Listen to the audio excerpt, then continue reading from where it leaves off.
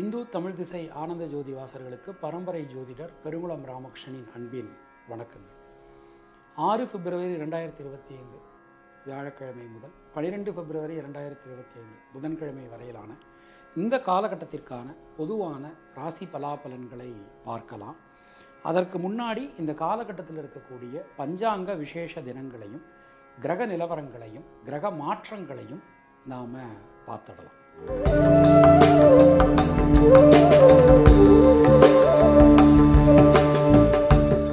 இந்த காலகட்டம் எடுத்துட்டோம்னா தை மாதம் 24ஆம் தேதியிலிருந்து தை மாதம் 30ஆம் தேதி வரையிலான காலகட்டம்.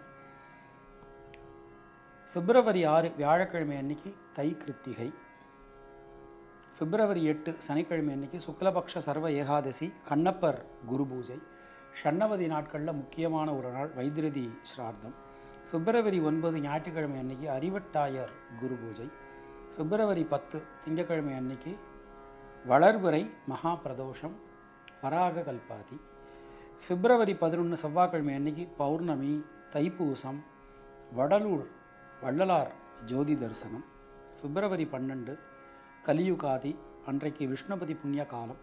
அதாவது மாசி 1 நமக்கு பிப்ரவரி 13 தான், ஆனால் நாள் பிறக்கிறது சூரியன் மாறுறது விஷ்ணுபதி புண்ணிய காலம் 12/2. இதுதான் இந்த காலகட்டத்தில் இருக்கக்கூடிய பஞ்சாங்க விசேஷ தினங்கள். கிரக நிலவரங்களை பார்த்துடலாம்.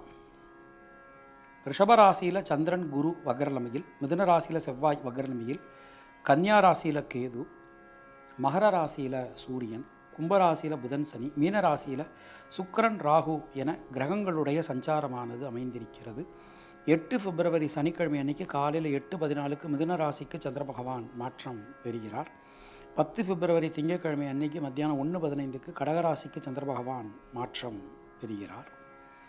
11ஆம் தேதி செவ்வாய்க்கிழமை அன்னைக்கு மிக முக்கிய நிகழ்வான குரு பகவானுடைய வக்ர நிவர்த்தியானது நடைபெறுகிறது. 12ஆம் தேதி புதன்கிழமை இரவு 8:33 சிம்மராசிக்கு சந்திர பகவான் மாற்றம் பெறுகிறார். அன்று இரவு 11:34 சூரிய பகவான் கும்பராசிக்குள் செல்கிறார். இதுதான் இந்த காலகட்டத்தில் இருக்கக்கூடிய கிரக நிலவரங்கள், கிரக மாற்றங்கள். நாம் கொடுத்திருக்கக்கூடிய கிரகநிலையானது வாக்கிய பஞ்சாங்கத்தினை அடிப்படையாக கொண்டது. உங்கள் ராசிக்கான பலாபலன்களை பார்க்கும்போது விதி மதி கதி என்று பார்த்து கொள்ள வேண்டியது. அதாவது லக்ன ரீதியாக ராசி ரீதியாக உங்களுடைய ஜனனகால ஜாதக கட்டத்தில் சூரியன் எந்த ராசியில் இருக்காரோ அதுதான் கதி ராசி.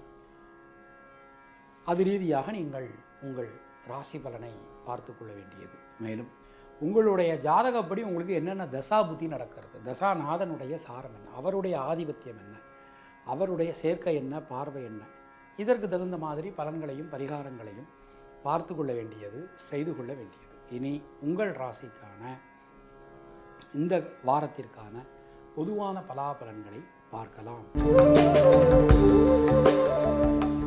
விருச்சிக ராசி அன்பர்களுக்கு இந்த காலகட்டம் நமக்கு தொடங்கும் போதே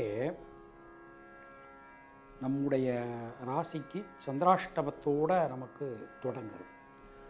ரொம்ப ஒரு கவனமாக இருக்க வேண்டிய ஒரு நேரம். என்னதான் நமக்கு குரு பகவான் ராசியை பார்த்தாலும் சனி பகவான் நம்ம ராசியை பார்த்தாலும் ஒரே நேரத்தில் பலவிதமான வேலைகளை நாம் செய்ய வேண்டிய சூழல்கள் நமக்கு உண்டாரு.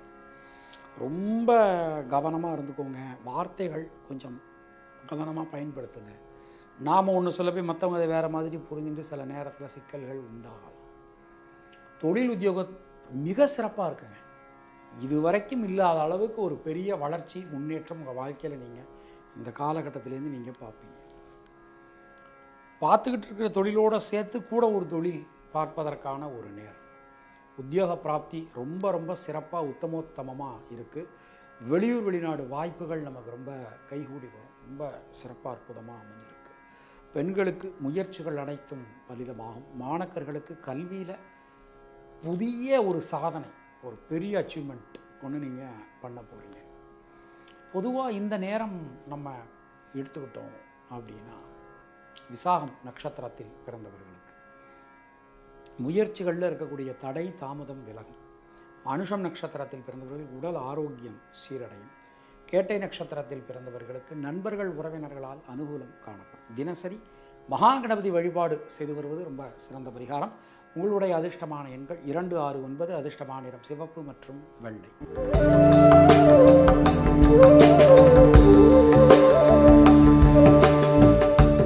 உங்களுக்கும் உங்கள் குடும்பத்தினருக்கும் இறைவன் நீண்ட ஆயுளையும் நல்ல ஆரோக்கியத்தையும் வழங்கட்டும் என இறைவனிடம் நான் வேண்டிக் கொள்கிறேன், பிரார்த்திக்கிறேன், ஆசீர்வதிக்கிறேன். மீண்டும் நாம் அடுத்த பதிவில் சந்திக்கலாம். அதுவரை உங்களிடமிருந்து விடைபெறுவது பரம்பரை ஜோதிடர் பெருங்குளம் ராமகிருஷ்ணன். இணைந்திருங்கள் இந்து தமிழ் திசையுடன். நன்றி, வணக்கம்.